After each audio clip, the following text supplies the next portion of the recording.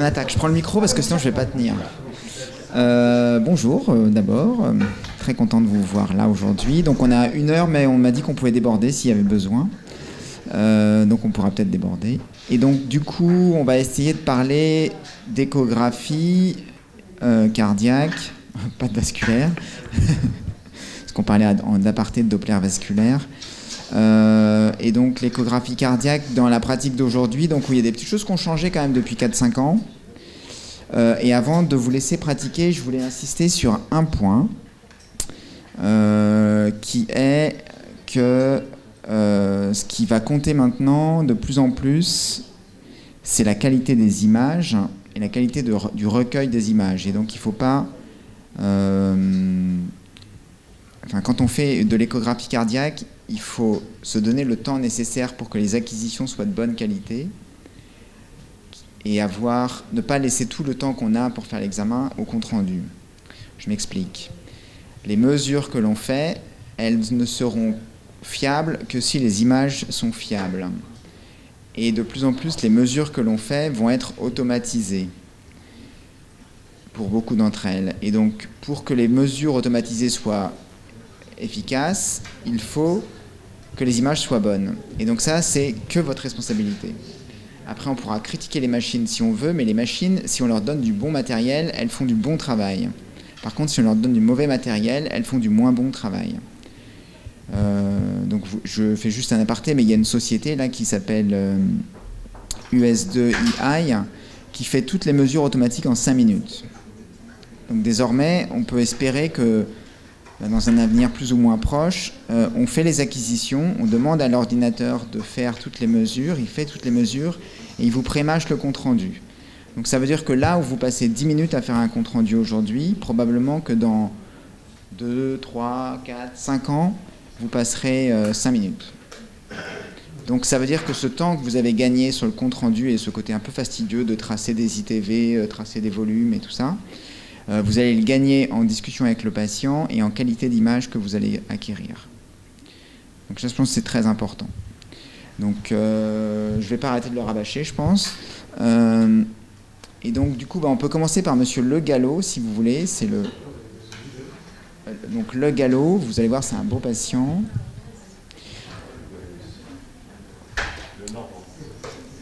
Le Gallo. L-E, plus loin, G-A-2-L-O. Donc Monsieur Le Gallo, je vous explique. Donc Monsieur Le Gallo, c'est un monsieur super sympa, qui est jeune, qui a à peine 60 ans. Il est dans 60, donc il a 62 ans, ouais. Donc il a 62 ans, Monsieur Le Gallo, et je le connais depuis très longtemps, et je suis très content de le connaître depuis très longtemps, parce que ça veut dire qu'il n'est pas mort. Or, il aurait pu être mort. Mais il n'est pas mort, et du coup, il a une cardiopathie qui est très sévère. C'est une cardiopathie familiale, et j'en dis pas plus. Tout ce que je peux dire, c'est qu'il était ancien prof de judo, et que maintenant, il voyage, il fait 2-3 trucs, mais il est quand même essoufflé stade 2. Et donc on le suit très régulièrement parce qu'il bénéficie de traitements assez innovants pour sa cardiopathie. Alors, point de méthodologie quand on fait les acquisitions. Donc vous savez, on parlait du strain atrial, donc je ne sais pas s'il faut tout le temps faire du strain atrial, en tout cas c'est un truc qui va être de plus en plus prégnant dans notre pratique. En tout cas, si on fait des acquisitions en apicale 4 cavités, 2 cavités, 3 cavités, il faut que nos acquisitions, elles soient optimisées pour le ventricule, et donc toujours essayer d'être plutôt un espace intercostal en dessous du mamelon, en inspirant un petit peu pour être sûr qu'on a vraiment l'apex et qu'on maximise le long axe du ventricule gauche. Il ne faut pas tronquer le ventricule gauche. Si on tronque le ventricule gauche, on va se retrouver avec un apex qui bouge, et ça, il ne faut pas. Donc il ne faut pas que l'apex bouge. Donc il faut vraiment faire attention à ce qu'on ait bien un long axe du ventricule gauche qui est le plus grand possible, quitte à ce que la qualité des images soit moins belle. Il vaut mieux avoir des images moins belles mais vraies que des images tronquées mais belles. Parce qu'on n'est pas photographe, quoi. On est cardiologue et pas photographe. Donc ça, c'est très important. Et après, il faudra faire la même chose pour l'oreillette gauche, à savoir que si vous regardez, par exemple là, cette vue-là, On va le mettre en plus grand. Si on regarde cette vue-là, on peut dire qu'elle est peut-être pas mal pour le ventricule. On a un long axe du ventricule qui est assez grand. Par contre, elle est à l'évidence pas bien pour l'oreillette. À savoir qu'entre le ventricule et l'oreillette gauche, il y a un angle de l'ordre de 20 à 30 degrés. C'est-à-dire que le long axe de l'oreillette n'est pas le long axe du ventricule. Donc une acquisition qui est optimale pour le ventricule n'est pas optimale pour l'oreillette. Donc ça veut dire qu'il faut faire attention. Si on mesure les volumes de l'oreillette gauche, il faut les faire sur des vues dédiées à l'oreillette gauche, pas sur des vues du ventricule. Donc je sais, je suis un peu chiant avec ça, mais c'est quand même important si on veut être reproductible.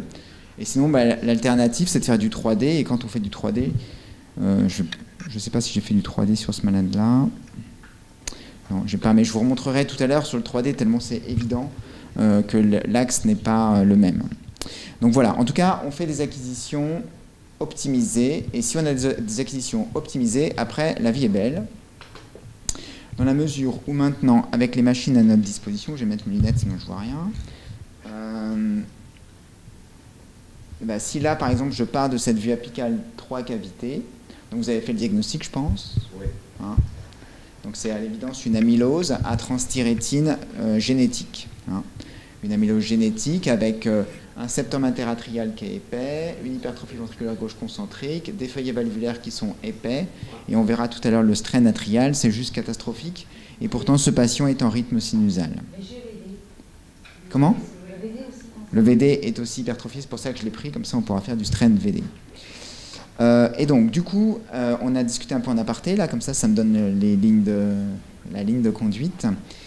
Donc, dans la vie quotidienne, vous ne faites pas forcément de strain du ventricule gauche, n'est-ce pas? Donc vous êtes des mauvais élèves, c'est ça? Moi, j'aime pas les mauvais élèves.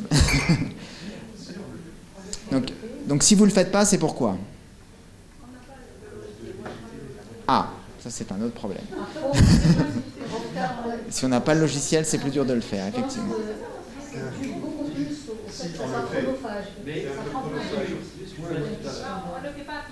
Si on le fait, mais la reproductibilité, c'est-à-dire maintenant comme c'est cette cardiopathie, à première vue, ça, vous voyez que c'est une cardiopathie hypertrophique, vraisemblablement d'origine amyloïde.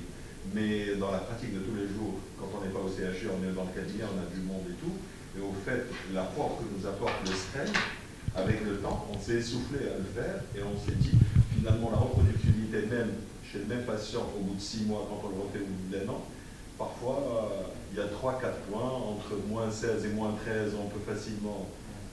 et donc, du coup, on a l'impression qu'il ne nous apporte pas autant de renseignements que les autres paramètres plus robustes, que sont le Simpson, que sont les pressions de remplissage ou droite. Enfin, donc, du coup, on commence à laisser tomber, d'autant plus qu'on est pris par la salle d'attente qui attend tout ça. Voilà, donc, on prenait le temps initialement, on le faisait pas mal, pendant 3-4 ans, mais là maintenant j'ai l'impression que, à part que quand des cardiopathies comme ça, ou bien c'est quand il y a une post-chimio ou quelque chose comme ça, on le fait. Mais dans la pratique de tous les jours, on ne le fait pas à tout le monde.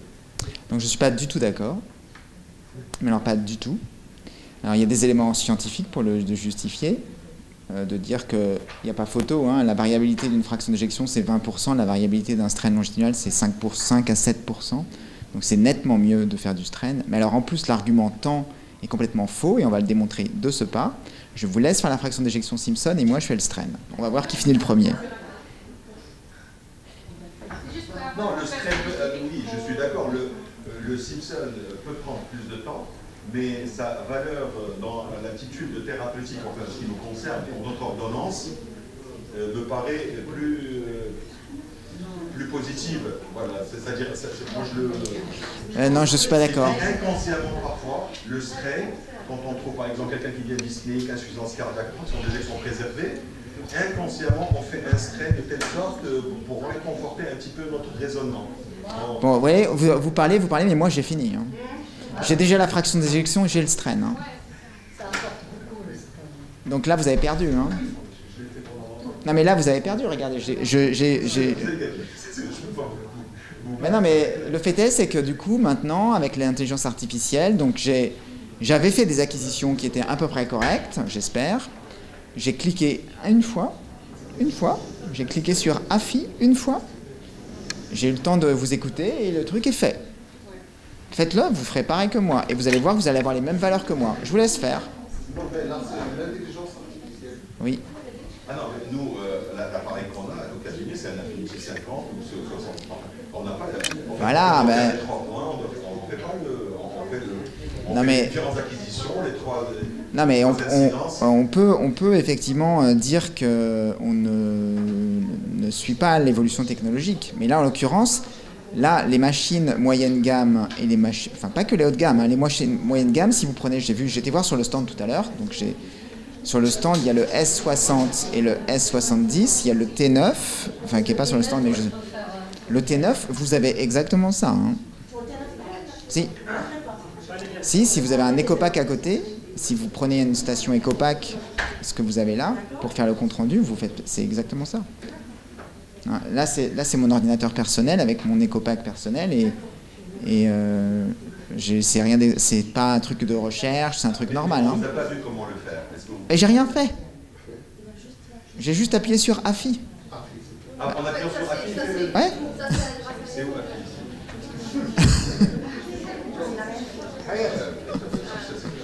Je le refais. C'est où AFI parce qu'on... Regarde. Regarde.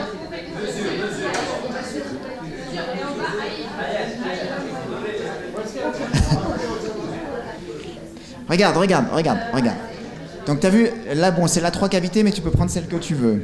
Tu vas dans mesure, AFI, et voilà. Mesure, AFI, et puis ça travaille tout seul. Oui. Et je choisis une... Non, je choisis une loupe, et après c'est lui qui choisit les loupes qui l'intéressent. Il y a 4 cavités, 2 cavités ici, je dois rien faire. Non, et c'est lui qui va les chercher. C'est la machine qui va chercher les images. Vous n'avez rien à choisir en fait. Exactement. C'est pour ça que j'insiste. Écoutez-moi.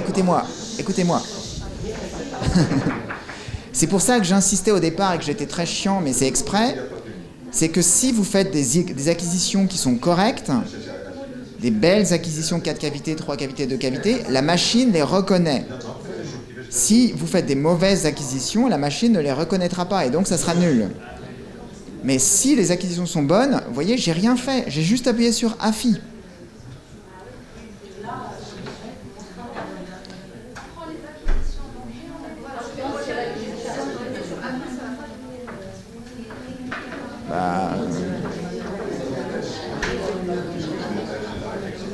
Hop, voilà. Attends, je vois pas pourquoi. Alors, AFI. Ah mince. Non, je sais pourquoi. Ah merde, je sais pourquoi.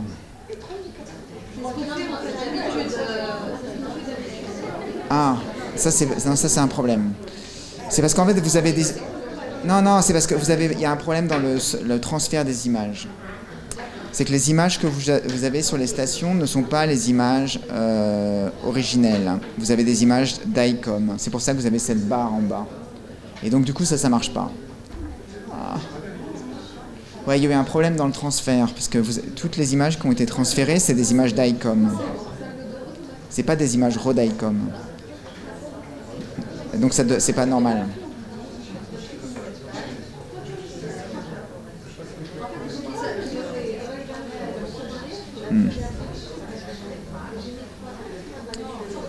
Ouais, mais normalement, ouais, moi, ça j'avais pas prévu ce problème.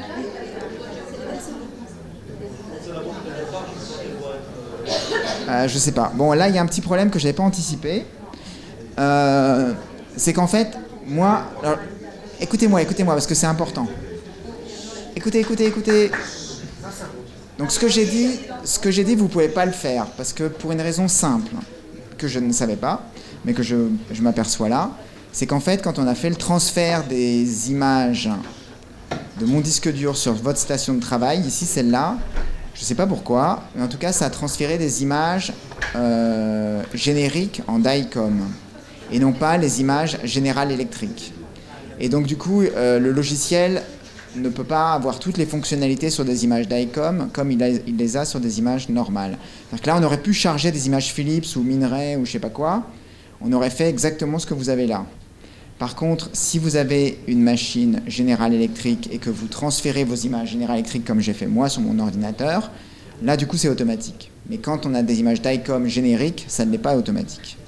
Parce que du coup, la reconnaissance automatique des coupes ne se fait pas. Bon, cela dit, le mal du bien, enfin le bien du mal, c'est que quand même, ça vous montre que vous pouvez avoir une station EcoPack, donc ce qu'on a là. Je vous ai entendu parler de Affinity tout à l'heure. Donc, c'est pas un secret d'État hein, de dire que le strain de Philips, il est quand même beaucoup moins bon que les autres. Les autres, c'est-à-dire General Electric. Moins bon que le General Electric. Il est moins bon que General Electric. Il est quand même sans doute un petit peu moins bon que le Siemens aussi. Mais bon, Siemens, enfin, le Siemens d'avant a disparu. Donc, Hitachi, je sais pas, j'ai pas d'expérience. Je connais pas. Mais en tout cas, ce qu'il y a de sûr, c'est qu'avant, il y avait le Siemens qui était pas trop mal. Et là, le Siemens, il a changé complètement. Donc, ils vont revenir avec une nouvelle machine, mais on ne le connaît pas. Mais en tout cas, le strain General Electric, celui que vous avez sur EcoPack, il marche sur les Rodicom comme sur mon ordinateur perso, là, que vous aviez à l'écran. Et quand on a des images qui ne sont pas des images propriétaires, donc qui sont là, en l'occurrence, des General Electric, mais en format d'ICOM, ou si vous avez des images d'autres, vous pouvez quand même faire le strain General Electric, qu'est-ce que vous faites là. Donc ça, vous pourriez le faire sur n'importe quelle image. Mais par contre, vous n'avez pas la reconnaissance automatique des vues. Et sur l'EcoPack, c'est automatique. Sur EcoPack, c'est un GEG. Si on traite que en G, c'est ce que vous avez sur mon ordinateur.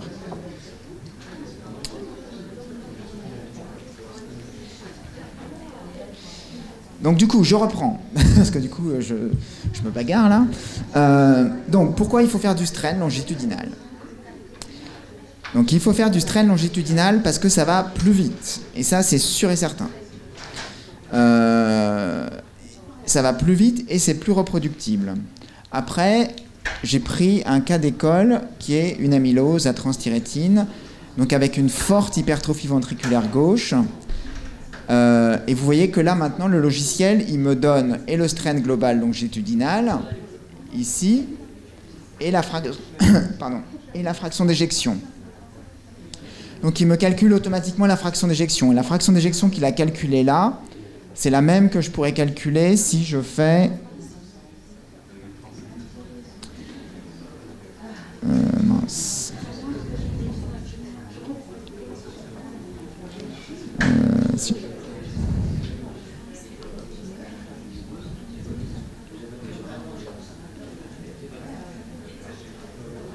Voilà, je peux faire ça aussi.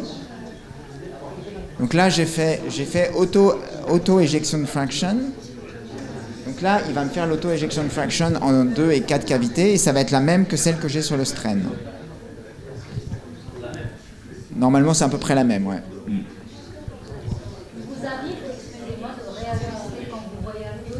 Parfois, on arrive de réajuster et du coup, quand on veut réajuster un petit peu, on tombe un petit peu dans la non-reproductibilité. C'est vrai. Donc ça, c'est vrai. Donc, remarque intéressante. Donc aujourd'hui, je suis désolé, mais c'est quand même vrai. Hein, il faut quand même vivre avec ça, puisqu'on n'a pas le choix. Aujourd'hui, les machines que vous achetez depuis 2 ans, et ça va croissant, mais ça va exponentiel, elles font de la reconnaissance automatique. Elles font des mesures automatiques, elles reconnaissent ce que vous faites. Ces outils sont plus ou moins performants. Des fois, ça ne marche pas très bien. Par exemple, sur le flux mitral, parfois, c'est un peu n'importe quoi. Mais ça progresse. D'année en année, ça progresse. Un des points qui vient d'être soulevé, c'est que si je fais confiance à ma machine, parce que j'ai fait des bonnes acquisitions, quelquefois, la machine, elle ne fait quand même pas tout parfait. Il ne faut pas dire que ça marche dans 100% des cas. Ça marche bien, mais pas dans 100% des cas. Et donc, quelquefois, on est obligé de faire... d'adapter un petit peu les contours pour essayer de trouver un truc qui est un peu plus correct. Par exemple, typiquement, là, on pourrait discuter quand même. Je pense qu'on pourrait discuter. Peut-être que là, la trace verte, elle pourrait être un peu plus là. Il y a des petites choses qu'on pourrait discuter. Et ben donc ça, si on fait ça, donc on va peut-être être en plus en accord avec ce que la machine va faire, mais effectivement, on va perdre en reproductibilité, puisque quelque part, on détourne un peu l'ordinateur. Néanmoins, je pense qu'il faut le faire pour les cardiopathies extrêmes. Pour les cardiopathies normales, si vous avez un patient hypertendu qui a un cœur de taille normale, si vous avez un cœur dans le, on va dire entre deux déviations standards de part et d'autre, quoi, un truc normal. Donc 80% des malades que vous voyez au quotidien, ça marche. Par contre, le malade qui a l'anévrisme apical, le malade qui a la grosse CMH, le malade qui a un cœur extrêmement dilaté, et là, ça ne va pas bien marcher, parce que la machine, elle est faite pour la moyenne, elle n'est pas faite pour les extrêmes. Donc dans le cas des extrêmes, oui, effectivement, l'intelligence artificielle va se tromper, parce qu'elle n'a pas appris les données sur les valeurs extrêmes. Si vous mettez un anévrisme apical, elle va souvent se tromper. Je voulais poser une question. Est-ce que ces machines, avec l'intelligence artificielle, si on corrige à chaque fois, est-ce qu'ils prennent en considération nos examens antérieurs pour affiner leurs mesures, ou c'est-à-dire qu'ils prennent en considération un petit temps? Non, en fait, ça dépend des outils, parce que là, c'est vrai que c'est un peu une boîte noire, hein, vous ne savez pas comment c'est fait. Donc il y a différents outils, de ce que moi j'en ai compris, parce que j'ai travaillé sur la dernière version du VE95. Elle a été développée à Rennes, en fait. Donc du coup, j'ai vu les erreurs, parce que j'ai vu la machine au moment où elle ne marchait pas. Donc ça, c'était intéressant, parce que du coup, elle ne marchait vraiment pas. C'était n'importe quoi, et donc du coup, enfin n'importe quoi, il y avait des choses qui marchaient vraiment pas. Et donc du coup, on a débugué les problèmes, mais pas par pas. Et une fois que ça a été débugué, normalement, maintenant, ça marche à peu près. Enfin, ça marche plutôt pas mal. Donc ça, en tout cas, chez General Electric, j'ai le sentiment que même si vous utilisez énormément votre machine, même si la machine ne va pas s'améliorer au fil des années. Par contre, il y a d'autres approches. Je me souviens, par exemple, que je reparle de Siemens. C'est bizarre, pourtant mais Siemens, quand vous achetez une machine, enfin quand vous achetiez, je ne sais pas la nouvelle machine comment ça sera, mais quand vous achetiez une machine Siemens, au début, elle était nulle, et au fil des mois, elle s'améliorait. À force de faire des examens. En tout cas, pas chez GE. Quand vous achetez chez GE, vous avez un truc qui marche d'emblée et qui est stable, et qui ne va pas évoluer dans le temps. Non. Non, parce qu'en fait, je pense que, enfin, je suis sûr même, la machine, elle a été entraînée, par exemple, sur l'année qu'elle a passée dans mon labo. Donc, elle a été nourrie de dizaines de milliers d'examens à Rennes, à Barcelone, et après, c'est fini. C'est problématique, ça. Ben non, parce que ça suffit. Ça peut suffire. Ça suffit. Ouais, ça suffit. Ouais, ça suffit. Après, d'année en année, les algorithmes sont affinés, mais ça dépend de la technologie qui est utilisée. Mais là, en l'occurrence, le principe de General Electric, c'est d'avoir un outil. Enfin, c'est un peu toujours la même chose avec General Electric. Hein, c'est un peu une Mercedes, quoi. C'est robuste. Hein, normalement, ça tient la route et ça change pas, quoi. Ça change quand même. On voit le E95. C'est-à-dire que si on a un E95 dans 3 ans, c'est figé. Non, alors non, c'est figé sur la machine. C'est figé sur celle que vous achetez. Par contre, si vous en achetez une autre l'année suivante, ça sera différent. Parce que là, ils ne font pas des updates des logiciels de façon... Ouh là là, on va un peu loin là. J'en sais rien. Je connais pas le modèle économique. Enfin, j'ai quelques idées du modèle économique, mais ça va changer. Là, je vous le donne en exclusivité. Personne n'est au courant là. Mais il y a un vrai problème. C'est l'écologie. Ben oui, quand même. L'écologie, c'est un problème. Et donc, du coup, si, c'est un vrai problème. Et ben, c'est-à-dire que les hôpitaux, c'est pas du tout écologique. Et acheter des machines tous les 5 ans ou tous les 7 ans qu'on va mettre à la poubelle, c'est pas du tout écologique. Et donc, en Europe, en France en particulier, je peux vous dire que les directions d'hôpitaux et l'État va pousser les industriels à ne plus changer les machines. C'est qu'au lieu d'acheter un IRM tous les 10 ans ou un scanner tous les 7 ans qui va aller au rebut, parce que personne ne va utiliser l'IRM après, un aimant d'IRM, ça peut vivre plus que 10 ans, et donc ça veut dire qu'on va pouvoir peut-être changer le modèle économique et que l'industriel, au lieu de vendre des machines à tour de bras, il vendra effectivement des updates, des machines anciennes, tant que c'est possible. Hein. Donc en tout cas c'est une tendance, c'est pas encore opérationnel mais c'est une tendance.